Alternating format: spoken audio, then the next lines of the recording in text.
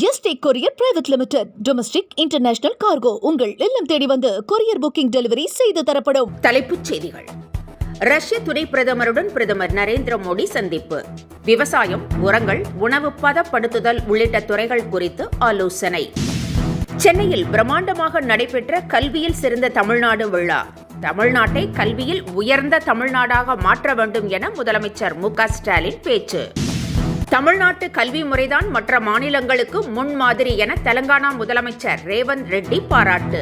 காலை உணவு திட்டம் தெலங்கானாவிலும் செயல்படுத்தப்படும் என அறிவிப்பு. இபிஎஸ்க்கு தலைமைக்கான பண்பு கொஞ்சம் கூட இல்லை என ஆர் ராசா காட்டம். அமித்ஷாவை பார்த்துவிட்டு முகத்தை மூடிக்கொண்டு வந்தவர் எல்லாம் செல்வ பெருந்தகையை விமர்சிக்கலாமா என கேள்வி. விழா எடுக்கும் அளவிற்கு தமிழகம் வளர்ச்சி கண்டுள்ளதா என இபிஎஸ் கேள்வி. வகுப்பறையிலேயே மாணவர்கள் அரிவாளை கொண்டு வெட்டும் அவலம் உள்ளதாக குற்றச்சாட்டு. இனி விரிவான செய்திகள். ரஷ்ய துணை பிரதமர் டிமிட்ரி மெட்வடேவை இந்திய பிரதமர் நரேந்திர மோடி சந்தித்து பேசினார். உலக உணவு இந்திய சர்வதேச கண்காட்சி டெல்லியில் தொடங்கியது. 4 நாட்கள் நடைபெறும் இந்த கண்காட்சியை பிரதமர் நரேந்திர மோடி நேற்று தொடங்கி வைத்தார். கண்காட்சியை பார்க்க வந்திருந்த ரஷ்ய துணை பிரதமர் நரேந்திர மோடியை சந்தித்து பேசினார். அப்பொழுது விவசாயம், உரங்கள் மற்றும் உணவு பதப்படுத்துதல் ஆகிய துறைகள் குறித்து ஆலோசித்ததாக பிரதமர் தனது எக்ஸ் தளத்தில் பதிவிட்டிருக்கிறார். கல்வியில் சிறந்த தமிழ்நாடு விழா சென்னையில் நடைபெற்றது. புதுமை பெண், தமிழ் புதல்வன், நான் முதல்வன் உள்ளிட்ட 5 கல்வி திட்டங்களை ஒருங்கிணைத்து இந்த விழாவிற்கு ஏற்பாடு செய்யப்பட்டிருந்தது. நிகழ்ச்சியில் பேசிய முதலமைச்சர் மு.க.ஸ்டாலின், அரசு செயல்படுத்தி வரும் திட்டங்களை பயன்படுத்திக் கொண்டு மாணவ மாணவியர் மேலும் மேலும் பறக்க வேண்டும் என அறிவுறுத்தினார். என்ன உதவி வேண்டுமானாலும் இந்த முத்துவேல் கருணாநிதி ஸ்டாலின் உங்களுக்கு செய்வார் என்றும் முதலமைச்சர் குறிப்பிட்டார். கல்வி திட்டங்களில் தமிழகம் முன்மாதிரியாக திகழ்வதாக ஆந்திர முதலமைச்சர் ரேவந்த் ரெட்டி தெரிவித்தார். சென்னையில் நடைபெற்ற கல்வியில் சிறந்த தமிழ்நாடு விழாவில் கலந்து கொண்ட அவர், தமிழ்நாட்டின் திட்டங்களை மற்ற மாநிலங்கள் செயல்படுத்தப்பட்டு வருவதாக குறிப்பிட்டார். மேலும் காலை உணவு திட்டம் வரும் கல்வியாண்டில் இருந்து தெலங்கானாவில் செயல்படுத்தப்படும் என்றும் ரேவந்த் ரெட்டி அறிவித்தார்.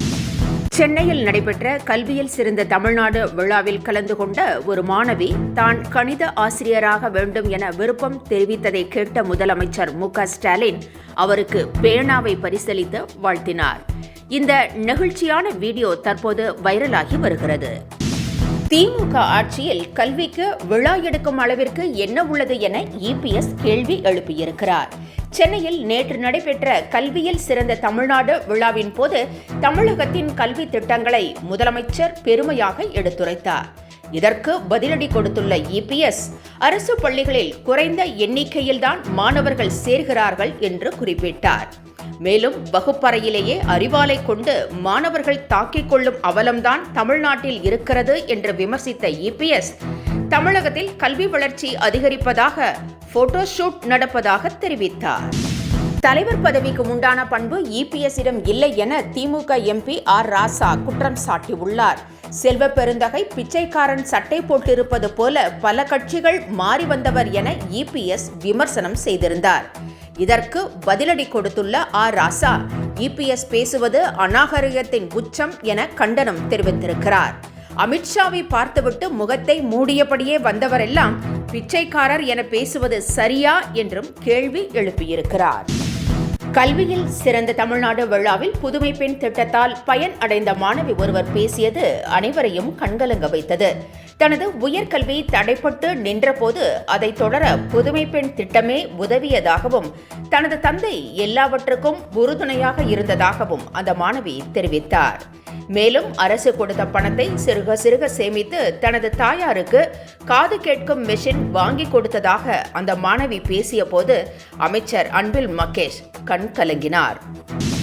தமிழக வெற்றிக் கழக தலைவர் விஜயை தொடர்ந்து பேச அனுமதியுங்கள் என செல்வ பெருந்தகை கூறியிருப்பது பேசு பொருளாக மாறியிருக்கிறது.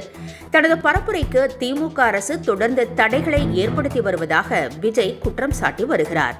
இதற்கு திமுகவினரும் பதிலடி கொடுத்து வருகின்றனர். இதனிடையே விஜயை முழுமையாக பேச அனுமதிக்க வேண்டும் என செல்வ பெருந்தகை கூறியுள்ளார். தமிழக வெற்றி கழகத்துடன் காங்கிரஸ் கூட்டணி வைக்கப் போவதாக கூறப்படும் நிலையில் அவரது இந்த பேச்சு பரபரப்பை ஏற்படுத்தியிருக்கிறது. இத்துடன் செய்திகள் நிறைவடைந்தன. மீண்டும் பிற்பகல் 1 மணிக்கு சந்திக்கலாம். வணக்கம். என்றும் உங்களுடன் மை இந்தியா. முக்கிய செய்திகளை உடனுக்குடன் தெரிந்து கொள்ள சப்ஸ்கிரைப் பண்ணுங்க, பெல் பட்டனை பிரஸ் பண்ணுங்க. என்றும் உங்களுடன் my India. Yesterday courier private limited. Domestic international cargo உங்கள் இல்லம் தேடி வந்து கொரியர் புக்கிங் டெலிவரி செய்து தரப்படும்.